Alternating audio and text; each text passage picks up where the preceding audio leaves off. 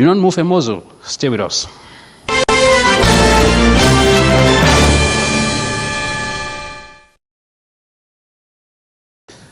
You're welcome back. If you are just joining us, this is 360 degrees, and like I earlier said, we are beaming live from Yaoundé.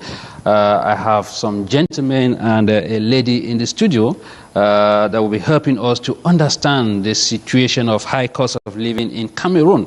I begin, maybe they say ladies before gentlemen, but let me start with the gentleman today, since she is the lone lady society. Here before, he's here again, and he's always available and enlighten us. Hyncenth. Thank you. Hyncenth. Thank you. This looks more like this looks more like the first world, right? Because I want to think that we are in the third world, but we shouldn't always be thinking that we are in the third world. Yeah. It's all about the mentality that we are in the third world. Yeah. It's all about the mentality, yes, because if we think out of the box, we begin to see that we measure ourselves with people of some other worlds. Nice being here and with people of some other worlds. Nice being here and 360 degrees looking about the globe. Yeah. Hopefully by the end of it all, get solutions to our worrying problems. For sure, we'll get the solutions, and by him I have Get solutions to our worrying problems. For sure, we'll get the solutions, and by him I have NSANGOU YACUBU. So YACUBU is an economist, and he doubles like one of the elements that communicate. To all the viewers of Canal, international, and good afternoon to all Cameroonians. It is a pleasure for me being here on your studio. Welcome back to Yaoundé. Thank you so much. I'll move over to my left where I have Dr. Tumenta Kennedy. Doc, it's a pleasure to have you here, given that you were notified at a very short notice. Thanks for honoring our invitation. You're welcome. Thank you so much for giving us this chance to exchange on this unique topic. Yeah. It's a pleasure to be here on the studio, Rebirth Studio, and I look forward to sharing with great minds. Looking at YACUBU, I hope to get great insights from their perspective.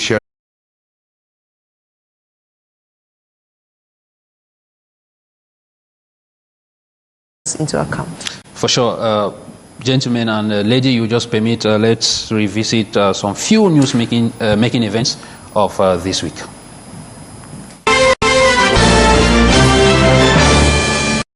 This is the magic key the presumed criminals use to open any car, where and whenever they like, to steal valuable items and the vehicle itself.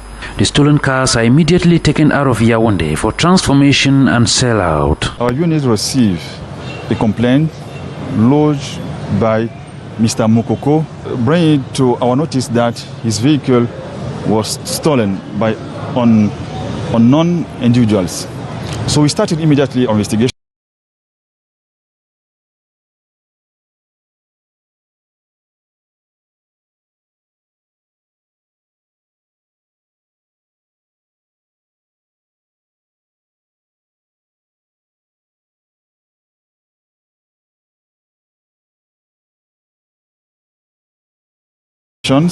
That made us to locate his vehicle in Logon Eshari division in the Far North region in Kuseri.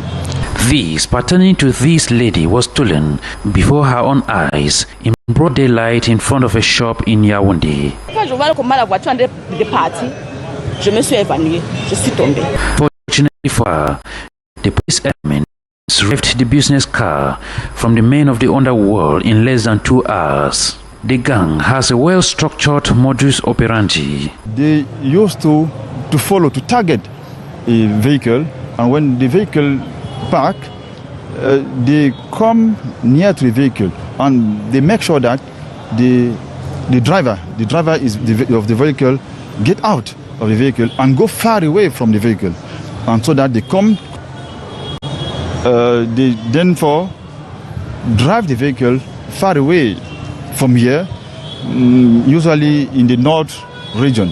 The Central Regional Police Division, under the coordination of Police Commissioner Moise Emmanuel advised that vehicle owners should implant the GPS system that can facilitate the search when stolen. Meantime, the 3 suspects, all ex-convicts, have been handed to the State's Council to follow the process of justice.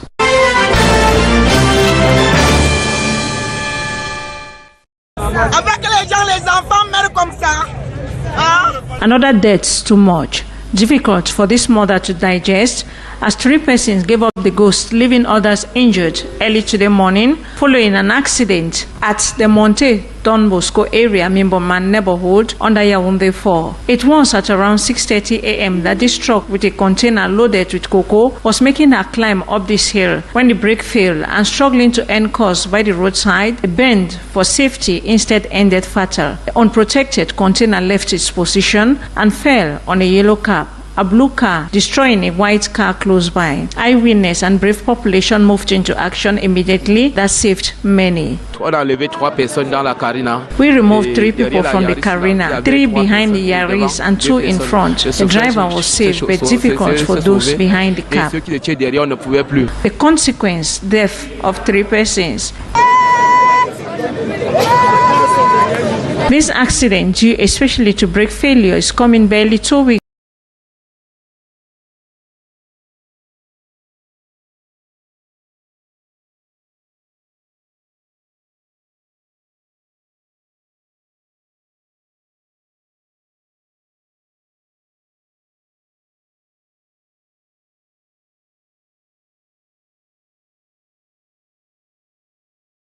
after another, though with no casualties nor deaths, but destroyed cars. The wailing, long and disheartening need for peaceful solution. We cry and plead for the government to look into the problem of our roads, and especially the road to the chapel, because it is the best in relation to this descent. The dead bodies were then taken to the Economist. Accident vehicles like trucks cleared off the road, and circulation is back to normal.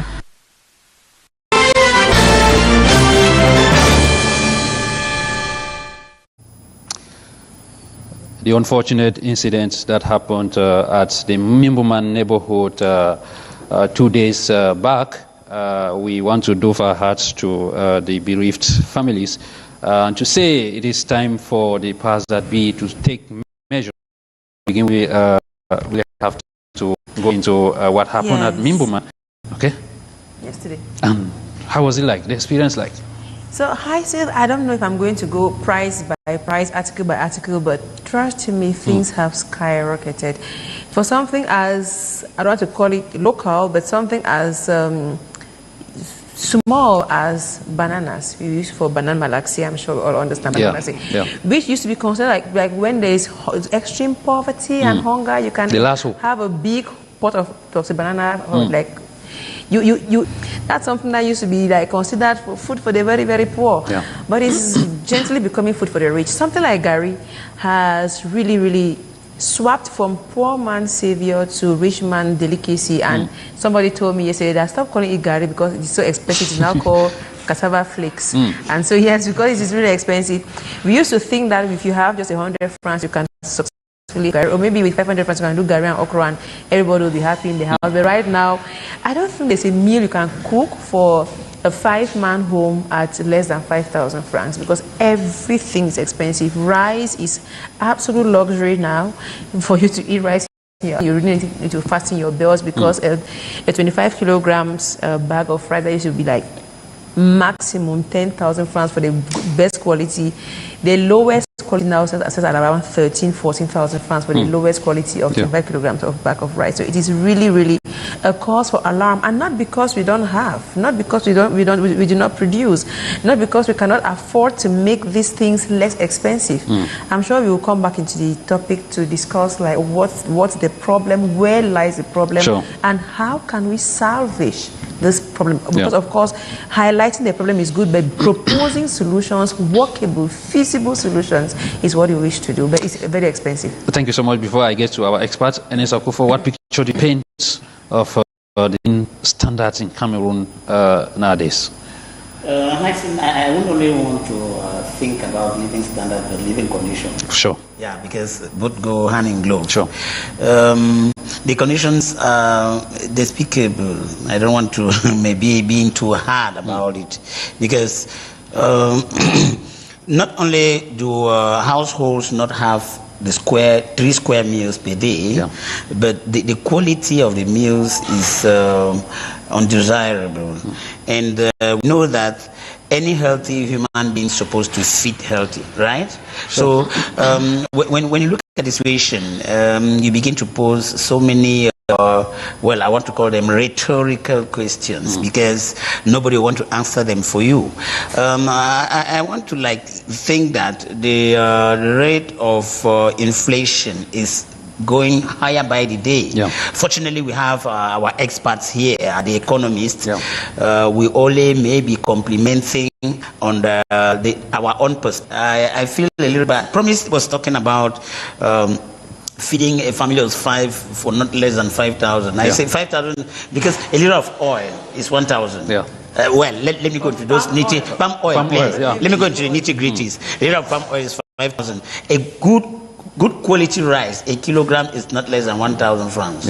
Yes. And then if you want to think about crayfish, onion, you barely have good sizes. Hope you don't count meat. That was no. That's another. Okay. So, Hyncenth, we are suffering. I wouldn't say Cameroonians, we, because I'm Cameroonian, right? Of course, all of us. We're suffering. Because at times I ask myself, and that's the more reason why I praise God too much, because I ask myself at times, how do I cope with the number of persons I have and the IDPs I have in my home? I begin to ask myself those searching questions. So it's a deplorable situation, and well, let me stop at that. Okay, YACUBU, as a Cameroonian, as an economist, we see the prices rising every day. There is never a day maybe we look at a commodity and say the price today is 200 and tomorrow it comes down to 150 or 100.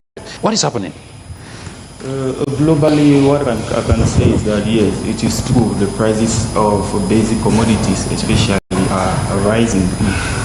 But it is a global situation, because we know that the world economy is big. The world determining factor, being it a geopolitical factor, being it the effect of the COVID-19, because all these price increments started with the coming up of COVID, which disrupted international trades and created some form of scarcity, which is impacting in the long run till today. And then if we take the example of basic commodities such as rice, just of recent, in October of last year, India, which is the largest exporter of rice, decided to stop the exportation because of rice, decided to stop the exportation because India alone contributes 42% of the world global exportation. And then taking a decision of stopping the exportation created a global scarcity in the market. There was a food shortage. With the shortage, and Cameroon, as other countries, is a rise in Cameroon and as in other African countries, is the second most consumed cereal in Cameroon, rice. And having such type of the prices don't tend to increase. And then we can also take the case of wheat, with the Russian and Ukrainian crisis, which clearly, and the wheat is the third most consumed cereal, because it is used in bakeries, it is used for many other things.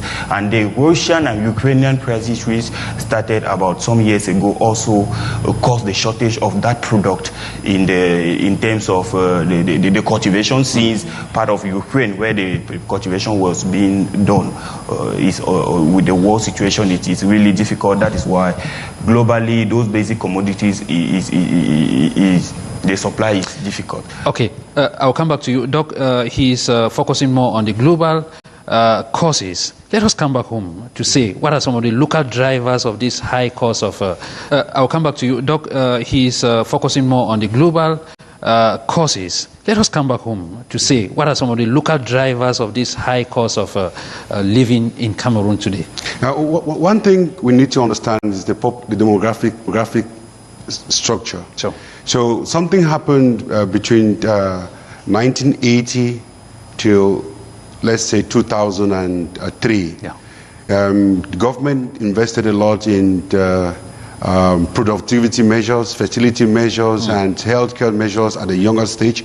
And then we saw a more than proportionate increase in population that jumped from approximately 15 million. We are now counting 30 million. Yeah. That's one part. But the structural changes to absorb and to take care of this population did not change with that same speed.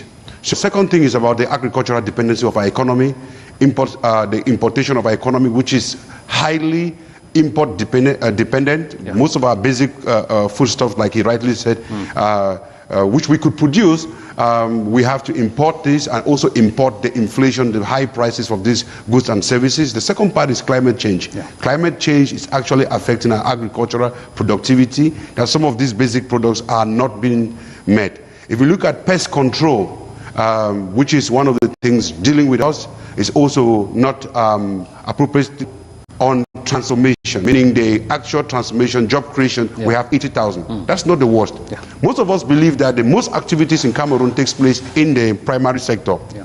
But you cannot imagine that we have 377 enterprises in the primary sector, agriculture, meaning that our economy itself, the structure of our economy is very, very bad. If you compare our economy that is supposed to create the jobs, to raise the revenue that people will use to feed their family, pays the basic needs, because when we talk about living standard, we're talking about four basic things. Sure. Are families capable of, let's say, paying their house rent? Are they capable of carrying out transportation, taking care of their health care, and buying food at affordable prices? All of these prices went up. But now the only thing to do is to look at how did the structure of our economy that depends on government tender got stopped at a certain time and then create a shock in our domestic economy. Thank you so much, Doc. If you are watching us, you can, if you are not in your house, you can equally watch us on YouTube. Just go to Canada International and you will be right there. Time for me to welcome LEONEL KUNGABA. Who was supposed to be with us from the beginning, but you know, you're on the traffic and all that. He is just joining us. LEONEL, you're welcome.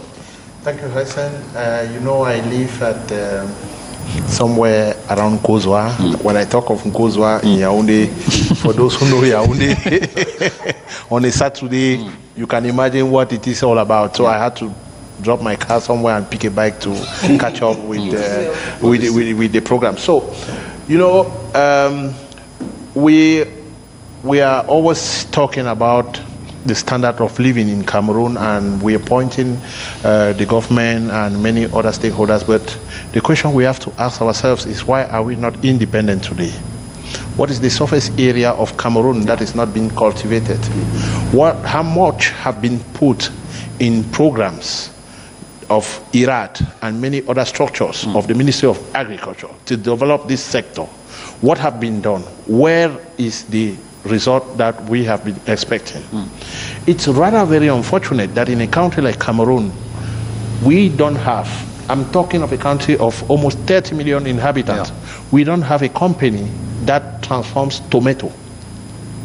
We used to have one that disappeared. They scanned in Fumban, and we know what happened, because the state always makes sure that they should be the one at the forefront.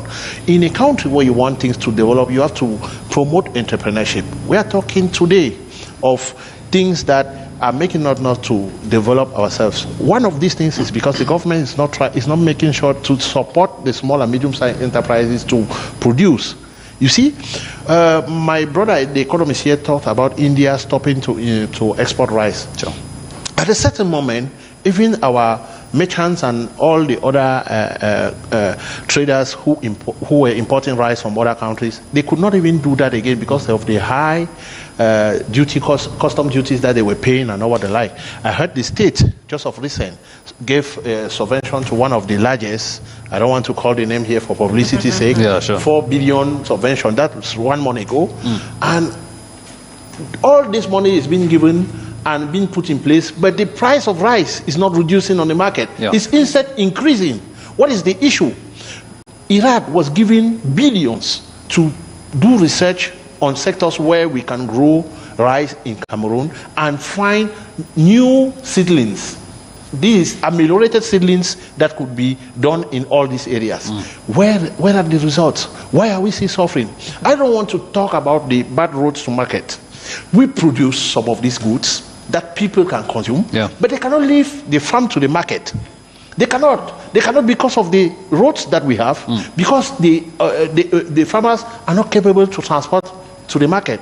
And some of the times during the rainy season, the customers or the traders who take the time to go to these areas to go and buy are even unable to deliver in the market. And some of these goods are perishable goods. Mr. Hyncenth, it's rather very unfortunate to see that this government, up to today, we are in 2004. 2024, thank you. And we are still seeing people cultivating hectares with machetes, with hoes. And wheelbarrows. And you see the government or the Minister of Agriculture parading on TV, handing some of these materials to people, and they are very happy. And we are talking about the third generation agriculture. Today we stay there. Some of us have had the opportunity to be in other countries where people value agriculture. And you see the way they invest into agriculture. You see just one company, private company, that owns about 1,000 hectares of farm. I was very surprised. Let me say it here. I went to CDC last of recent, and I was very surprised that more than 78% of the plantations are abandoned. That's palm oil, kernel, and rubber and cocoa. They have been, all have been abandoned. Whereas Cameroon has one of the best cocoa on the market, the price of cocoa, how much is it today? We are seeing CDC workers parading on the street today because they have not been paid. What is the policy that has been put in place? I pity the management that is in place because they don't have the means to follow up. The other thing that you have to know, Hyncenth, is that let's not ask ourselves how much can a Cameroonian put in a basket per day. The first thing we have to ask ourselves is what have been done for a Cameroonian to put something in the basket. Okay. Yes. Okay, I'll be coming back to that. I'll be coming back to you. But let me get to YACUBU first. Should we continue to live in a situation where other countries will cough and then we catch the cold, like what you were enumerating there? What is above the government of Cameroon maybe to review some of the policies to avoid this importation? Mr. Hyncenth, the government has put in place various measures in order to curb this situation. But are they working? They are working because when you look at the local, the demand, the demand of rice in Cameroon, for instance, for per year, Cameroon needs 9,000 tons, import 900,000 tons of rice yearly. Okay. The 900,000 tons per rice, but the local production, that is from the Dobrai estate, from Sembri, and the local production is only at 260,000 tons, meaning that we still have a deficit of close to 600,000 tons. How do we curb that deficit locally? Yes, the deficit locally is being done through, because I was surprised when my co-panelist KUNGABA says the government is doing nothing. No, the government has been... I'm not interrupting you, but I'm just going to be very curious because we have rice being produced in Yagua, we have rice in Boo. Boo rice is a very good quality rice. We have Ndob rice, but these are mechanical farmers. They are people who used to go to farm with their boots. They sit till with like their you were hands, saying, that you see people... That is why I was in... And you know that we have good fertile land in these places. I've been to Yago. Let him land. I've been to these places. Let him land. Yes. So maybe he did all those measures, how the government is subventing these people. Let us understand. And then he also mentioned something. He was talking about the import duties. Let me tell him that since 2008, import duties are on basic commodities like rice and wheat. They don't pay. 2008? Yes. Since 2008, they are exonerated. You can verify it? No, because you said it and then... that is to be verified anyway. Yes, it is. I can explain. It's not 100% exonerated, please. It is because you talked of the high import duties on these basic commodities. That is why I wanted to correct myself. How is it exonerated and we are still having high price? Please. Before 2008, they were paying custom duties, and we had rice at 250 francs per kilogram. Yeah. Today, exoneration have been done, and we are buying rice for more than 500 francs for the cheapest quality of rice. It means that there is still a problem somewhere. There's a problem. Okay, that was to after that was to before he interrupted. That is what I was. I'm sorry, sir. Rice and wheat and many other basic commodities have been exonerated by the government. That is why you will see globally the rate of inflation in Cameroon stands at 7%. But if you go to Nigeria, so other countries like Nigeria, where the rate of the inflation rate presently is at 37%, that is why you saw strikes. The population of Nigeria is 250, sir. Okay. So let's be talking about that. It is really embarrassing to. Yes. I'm talking with figures. Yes. The inflation rate actually in Nigeria is 37% rate. Yes, that is why you will see the people on strike and various action. And Mr. Hyncenth before. Yes. People, it is good for people to say yes. The government has to reinvest in agriculture. All those programs. We have the labor force. But the labor force are not willing to go into agricultural activities. Please, let him just land. When we look at youth, actually, we have agricultural school, for instance.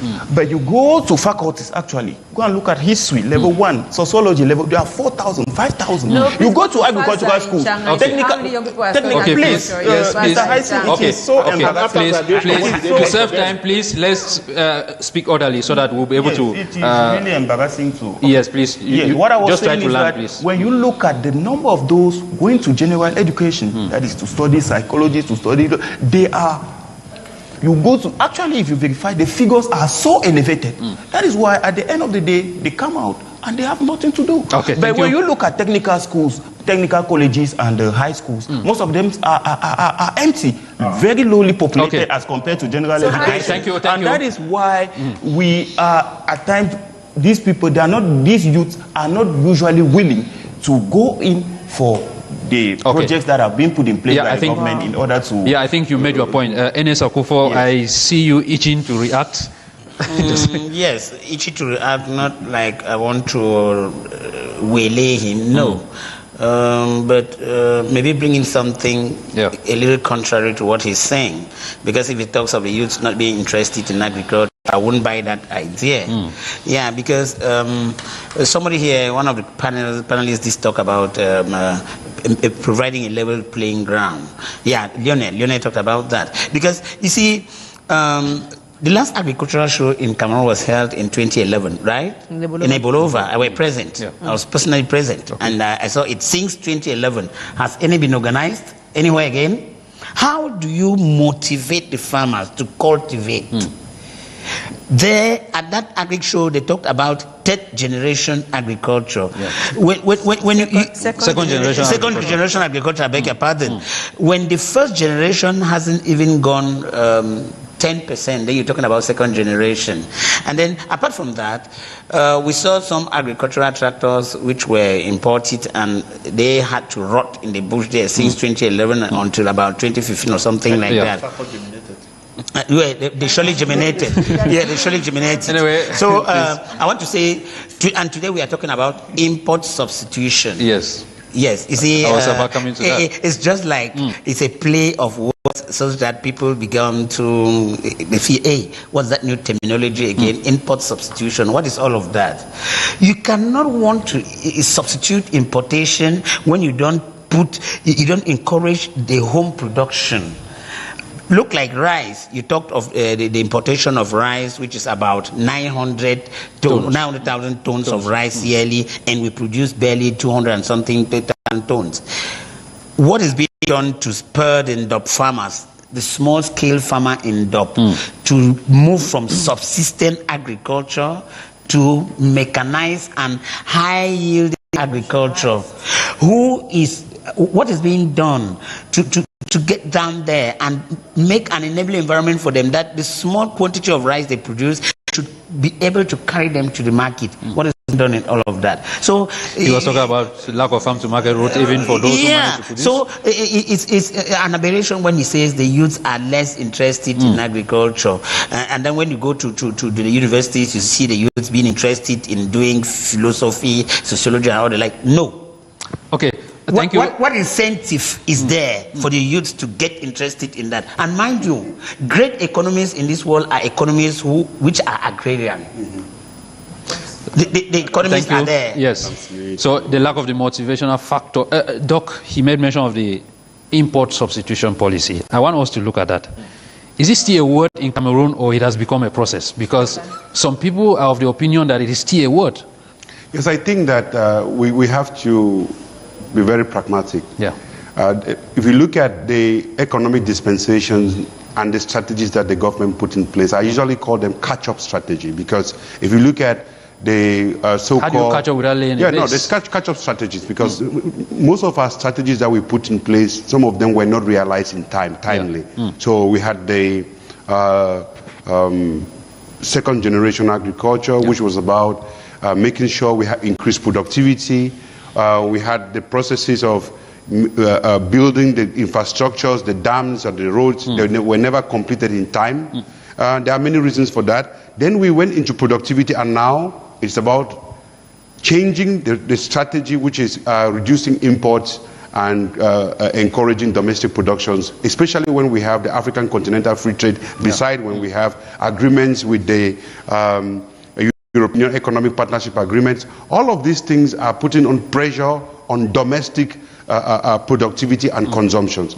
Import substitution is a very good strategy, but if you look at the implementations of the import substitution strategy, we are far way behind. Far way behind, because in 2026, that is when the import substitution strategy goes phase out. 26, 27, it has to phase out so that we could now boost export. But unfortunately, the projects are not implemented in time. The majority of some of the projects are not implemented. And most of our productive minds, like he rightly said, most of our productive minds are now leaving the country. According to excerpt from the president of the employer union, NJIKAM, he said that approximately 6,000 Cameroonians left between January to April. 6,000 for Canada alone. So just to let you, who are those living? Those are the productive individuals. And who are those left?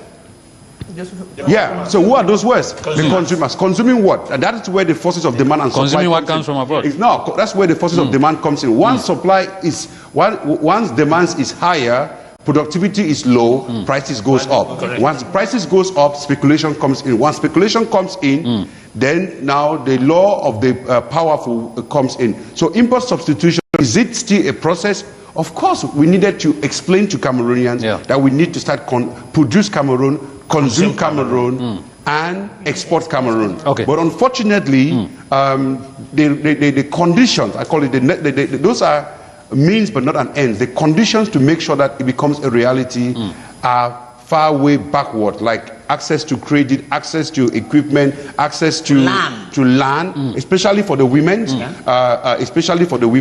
We do not still have that being Doc. accelerated. Thank you so much, Doc. Promise, let's look at the realities. For a Cameroonian who takes home the minimum wage of about 42,000, what is his or her fate in an economy like Cameroon today? You know, Hyncenth, I was going to be wondering why a smart youth like YACUBU was saying what was in there. I remember that he said he's one of those who communicate with the CPDM. Then my senses came back, so I'm not going to ask the question again anymore. So now let's come back to the reality, right? Yes. Okay, I have very close family and friends who cultivate rice in Dop. These people harvest bags and bags of rice. They process it locally, and I know they proceed to transform the Dop rice into what we now call Uncle Ben, not pop. But then, that is the Dop rice, which is transformed manually, locally in the bag there in the village. How many bags of this rice can she possibly process to put in the market? Meanwhile, if that her small hop was financed, sponsored, and increased, mechanized. She, the woman, will send several hundreds of thousands of bags of rice, and that's just one woman. Now there are many of them in their common initiative groups who are working. You know, they go to the farm every day, they harvest this rice, and they are bending down, they have waist pain, back pain, all of that. Meanwhile, the government could subvent all those billions being sent out to give to those foreigners to so-called import rice, which the quality, of course, you cannot even see the quality is better than Andop rice or the Bull rice or the Jaguar rice. But let us be practical. Now you ask the question about the minimum wage, that a minister went on air and said that a Cameroonian can comfortably live an amount. Meanwhile, he spends more than that in a single night when he goes out for lunch with his friends. Now, so I'm just wondering, if you are to do your monthly purchase, to purchase in bulk, so it becomes a little bit less expensive. You will spend twice your basic salary and you won't still stock your house well. So, simple example, I went to the market with my daughter. I had 50,000 francs in hand. And we bought things, it was not full in 2 sacks and bottles. So I stood in the market and I said, I don't lost money. I actually thought that I had misplaced money. So I had to stand and went through the back. Okay, I bought this, I bought this. And then the money was really finished. And I have now bought up to half of the things I planned to buy. And then I can imagine that is more than the Smith, more than the basic salary. 50,000 because the basic salary is 42,350. Now, I have gone to the market with 50,000. I didn't get breakfast stuff like milk, Ovaltine, and all of those things. I didn't buy all of that. I got just some of the basic kitchen stuff like pasta, rice, cooking oil. How do you want this same youth to stay? It's true, the president of NJIKAM was complaining about the number of youth who are leaving the country. Because let us face reality, they are not comfortable. We even have medical doctors. Most of my younger ones who are medical doctors, they have left the country. Why? Because of recent, again, their salaries were dropped. Of medical doctors, it was dropped. Talking about those days when those from Qs used to be recruited directly and all that. It's not direct recruitment. Now, talking about those who have gone, it's logical they have gone. Even those who attended FASA, Faculty of Agricultural Sciences in the University of Chia, after they leave, they cannot be funded enough to improve our country's agriculture. So but those who had their means to pass through the other way and go elsewhere, they are great agricultural engineers out of Cameroon.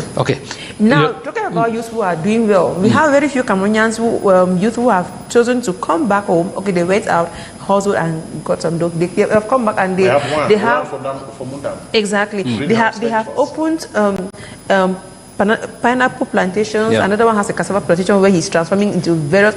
But now, how many of our ministers and government officials will go and buy flour made from cassava instead of buying wheat flour, which actually is more classy, is foreign, imported? Do they promote the young Cameroonians who are trying to hustle? That is the question. Tell us in Cameroon are young Cameroonians. How many of our ministers wear clothes that are produced by our tailors? Let's begin from there. Now, this is the CPDM communicator. I'm asking Thank you. Do they support the youth in their initiatives? We have young people who do their Togo. How many of our ministers wear their Togo in their official outfit? Promise. Let me get to Lionel. Lionel, I want us to look at our public spending policy. Do you have the impression that there is a kind of misplacement of resources on things that are not very beneficial to the country? That is the reason why we suffer with certain sectors. Yes, the first thing, before I answer to your question, I want to tell my brother here that if we go to YACUBU and see thousands of students in the Faculty of History and Sociology, Anthropology and all what they like, is first of all because these children lack orientation. We are just finishing the week of orientation, the National Week of Orientation, of which from Monday to Friday I visited more than 30 schools in Fundi, because Fundi is my constituency, my political constituency. I had to go and talk with young people that are in Opposite and Terminal, and I realized that more than 75 of these young people could not tell you, I'm saying 75, could not tell you what they would do after their advanced level or back. I had to discuss with them, to talk to them about some emerging jobs and what you can do to get these emerging jobs, of which agriculture was one of the emerging jobs in Africa. And I was usually one of the role models that just came back from US and is based in Cameroon, Roland Formundum, who is the promoter of greenhouse venture, doing greenhouse agriculture, and which is doing very well. Some of these big supermarkets now are buying from him, of which when he came to Cameroon, he was listed by the government in place. Today, things will have been more than what we are seeing. Now, it's rather very unfortunate that many policies have been put in place, but the basic things to do for these policies to be implemented are not. When the President of the Republic thought of import substitution, I was like the happiest person in Cameroon, because I have a concept that I present around the world. Invest in Africa. And I focus most on Cameroon because Cameroon is my country. I said, wow, I'm sure most of these my partners will come. The first partner was from Russia. We needed 1,500 hectares of land for the pilot phase of the project. Since 2 years, I'm still waiting for the delegation from the presidency to get the land. You can imagine, we've imported things that are there, not doing anything. Waiting for land. Things are there, money was transferred in a bank account and have been sent back for them to, because business people cannot keep money for 2 years while waiting, have been sent back for them to do it. Why? They are still talking about the policy, talking about this particular import substitution. How can you succeed with import substitution when you have ratified a lot of treaties at the international level? We are talking of the abstract of the African Union. Will you refuse African Union members to import to Cameroon? We are talking of the European Union, how do they call it? Economic partnership. I was there. I participated in one of the consultations to put in place this economic partnership, which was headed by one lady, Madame Chantal Elombat, who is now somewhere in one of the biggest. I asked them one question. That's many years ago. Do you think we have the same level of production with France that you are coming to talk about import economic partnerships, and that you will? And when you go into the details, the conditions that are given to Cameroonians to export, you have to import from France to produce to export. If not, you will not have the quality standard to export. But the person exporting from France does not have any obligations to import from Cameroon to export to Cameroon. So raw material, they can take it anywhere, China, India, and everywhere.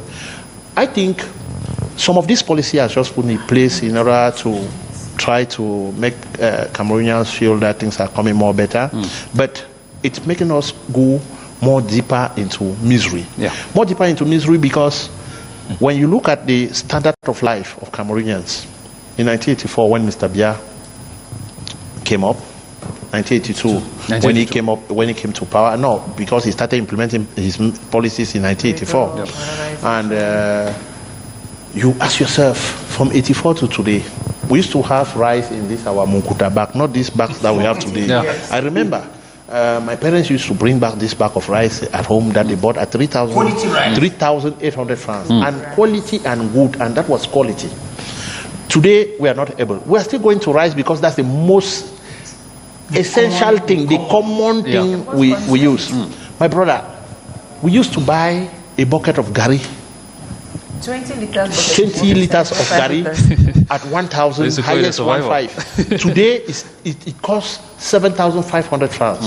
Are you getting me? And the quality has whereas they are telling us that productivity has increased because they have given the means to the farmers to do it. But do you think, are we blind? And the standard of life of the Cameroonian is not increasing. Because if you increase productivity, people need to buy. If people don't buy, they need to export. We are not even able to export. We used to export to Gabon here, beside us here. Gabon, Congo, and everything. My brother, let me tell you, the Gabonese are producing there. They are not exporting from Cameroon as they used to do. So it's very, very important that we should put these policies aside, look at ourselves and ask ourselves question. What do we do for this country to develop? What do we do for the high standard of life to drop? What do we do to produce locally and no, not even to produce, because we are already producing locally. Yeah. What do we do to increase, consume locally? And to increase the production. Yeah. When you go to most of these bigger supermarkets, you see imported tomatoes. 1 kilogram of those imported tomatoes cost 3,000. You go to Marché Huitième here in Yaoundé, a Kenja, which is 25 kilograms, is 2,500, 3,000. I am a farmer. I produce tomato in the west and I sell in Yaoundé. I know how much a Kenja costs from farm, from the day one to market. I know how much it costs. When you see some of the customers going, some of them go to prison because of debts, some are not even able to even stand. Okay, thank you, Leonel. YACUBU, let's talk about this transformation. We will talk about Cameroonians. I will come to that, please. One of those who are supposed to be with us here, the TATA fund. Yes. Who is doing great with Afro-based Cameroon, but who is seeing all what he's doing? How much do we even transform? Because it gets bad in the farm, right? Sure. Because it's not transformed. Thank you. YACUBU, how can Cameroon as a country in this current situation learn from other countries that have gone through such challenges and today they have bounced back? Mr. Hyncenth, when I compare the Cameroonian economy with the one of other African countries, because yes, we cannot be comparing the Cameroonian economy with Canada or with the other. No, we are not comparing. I want us to get into the lessons we can draw from there. Yes, we should compare Cameroon with economies which have the same levels, which have the same realities and the same history with Cameroon. That is why when I would say Cameroon is doing great, because when we look at the standard of living in Cameroon as compared to that of many other countries, we can say the government is really doing a lot, because when we see Mr. Hyncenth, when we look at the production, because we are talking of Gary, we know there is an ongoing crisis in the northwest and in the southwest, for instance, which has led to the which has led to the displacement of many people. That is why the quantity of cassava, which is the raw material for Gary, has reduced. The government cannot perform magic. When we look at the expenses, because we're talking of displacement of funds that may be the fund. No, the funds are not displaced by the government. When you look at the amount of money the government is spending in weapons for, we started with the Boko Haram incident, and then plus what is happening actually in the north, in the northwest and in the southwest region, it means that it is the war effort is really consuming a lot from the government, and that was something which was not predicted. And if we see today, Cameroon is still ahead and still curbing down the prices of certain commodities, curbing down the price of certain commodities. Okay, back to my question now. Yes, please. Oil in Cameroon is 1,100 francs. Back to my question now, YACUBU. Are you telling us that there is nothing we should learn from economies that are doing well? No, we are not saying that there is nothing we should learn. What we are saying here is that the government has been doing a lot, and then there is many programs. There are many programs which are ongoing at the Ministry of Agriculture in order to empower youths. Being at the Ministry of Youth Affairs, if you go there, there are a lot of programs who are there.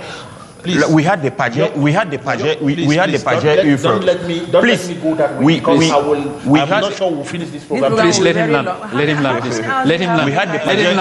We had the Paget project, for instance, and we have many other youth projects, the special 3 years programs, which is there. Let him land. You will talk, please. Which is there to empower youth to go into agricultural activities. That is why we cannot, at this point in time, say that no, the government is just seated and is doing nothing. Are you happy with the results? We are not happy with the results. Okay, it means that we need to improve. Yes, we are not happy with the results. Yes, the government has to do a lot. Many has been done, and the government has to multiply efforts so that globally the situation should be better.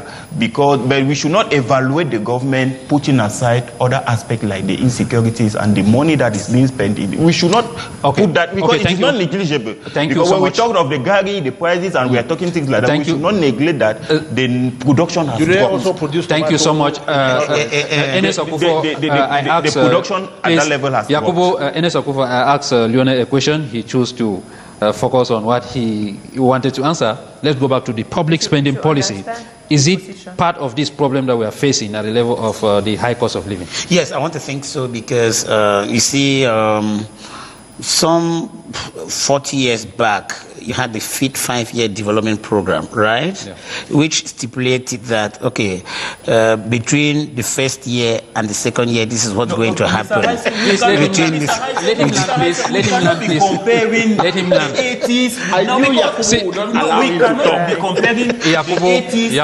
We are rather killing time, please. Let him land. I will give you time to talk, please. I will give you time to talk. Let him land. We are rather killing time. Yes, please. It is not normal because after his reaction, I will come back to you. We had devaluation in 94. We have already wasted 2 minutes for nothing. Please. Yes. You see, failing to plan is planning to fail. Yeah. It's but obvious because especially when you don't have good faith, because all of this is centered around good faith.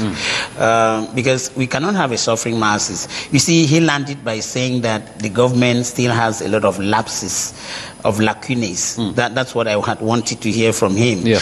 I think when the SDF was at her heydays, she was talking about NESPROC. I wouldn't want to go to make that publicity. Leonel knows about what I'm talking about. Yes. The NESPROC program was one of the best economic programs we had for this nation. Because I at the launch, I still have papers concerning that. And then we equally made allusion to the Economic Partnership Accords and the AGOA. You see, you don't sign partnership with people which you have nothing to offer. It will be a one-way traffic and consequently dumping. That is just what is happening in this country. Okay, you said India, is that India? They don't want to send out export their rice again. If we had partnership accords with them, how do you suddenly break that? Yeah. That you don't want to export rice again. So I want to say on government spending, coming back to your question proper, there is misdirected priority. Okay? Yes, because I say there is no economy, strong developed economy that is not agrarian based. Politics doesn't develop a nation. And for a nation to develop, it is not the public sector that develops the nation. It is the private sector because the public sector is consuming. So you empower the private sector to produce the world which the public sector is consuming. I think that's just it. Okay, thank you so much. Promise I'll be coming to you. Doc, as an economist, the situation where we find ourselves, if nothing is done and as a matter of urgency, where do we find ourselves in the next 3 to 5 years? Okay, I think that there are 3 things that we have to face. First of all, the government, I have to be honest with you, all Cameroonians are aware that the situation, that we need an emergency strategy. All Cameroonians, at all political wings, they are aware that we need an emergency strategy. But the question is, who will do that and how should we do that? We need a collective, collective engagement of all Cameroon, all citizens. Okay. And let me say, the predicament of not doing that will be devastating for all of us. First of all, we have already seen it. Many families invested a lot in educating their children, their brothers and sisters, and they have gone, and they are not coming back. Secondly, that is fine because it takes away the pressure out of the economy, but again, the productive economy loses.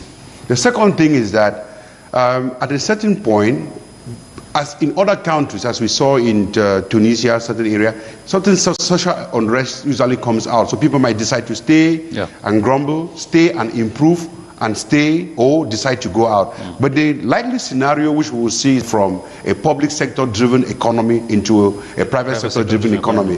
But that is where we need to put our emphasis. We have to make sure we create spaces at the rural area, at the local area, national and sub-regional area. When I mean by spaces, we need special economic zones. We do not have to allow our young people to leave the villages and become badly treated as suburban areas, sumangays, slums, and so on. That is where the urban poverties are found. We need to go back to the village, create the necessary condition. When I talk about necessary condition, it's about special zones, competitive zones.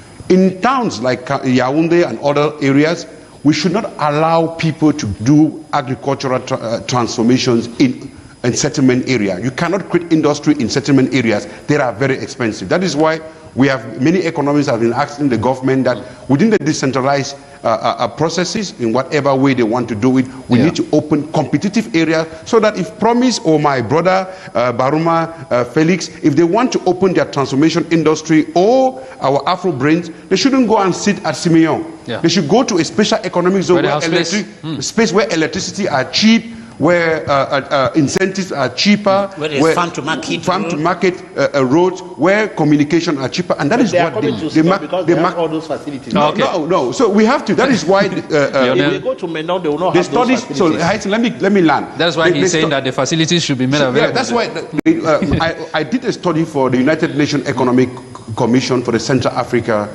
sub-region. Cameroon is not the worst. The thing we have seen is that out of the 500 most important companies in the world, there are 0 from Central Africa. Out of 100 most important companies in Africa, there are 0 from Central Africa. Then ask, where are our companies? We do not have. So we have to go back to the drawing board, create incubators at local areas.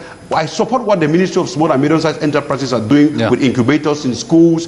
But we need to go to the rural areas and create zones for productivity transformation in rural areas so that we can be what the Chinese have, rural entrepreneurs. We do not have. Thank you so much. Promise, I will be coming. Maybe we have a tons of messages. Let's just take one, please. In my opinion, the high cost of living in Cameroon stems from the high rate of exportation of our products. These products are transformed abroad and sold back to us at skyrocketed prices. This has an adverse effect on the masses. As a solution, local manufacturing industries should be modernized and ban on exports.